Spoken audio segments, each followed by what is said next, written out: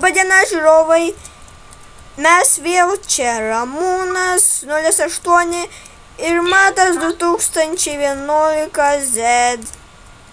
Jo, senas mūsų geras pamėgtas draugas. Ja. Ir mes norėjome jums pateikti tokį klausimą.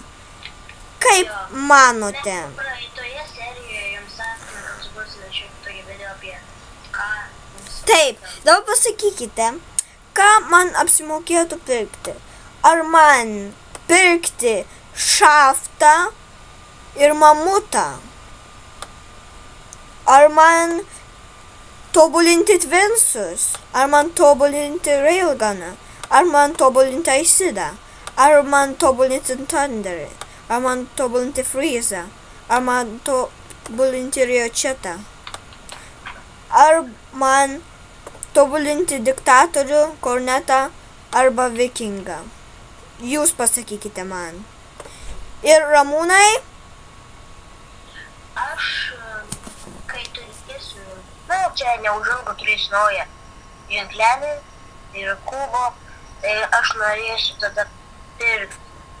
Pasakykite, žiūrovai, ko norėtumėte, kai jisai nupirktų? Ar vikingus, ar ginklą. Taip. O kokį ginklą? Arba Thunderį. Arba kaip vikingą. Gerai. Iki. Parašykite mums į komentarus. Jo, čia buvo toks trumpas. Ate. Iki.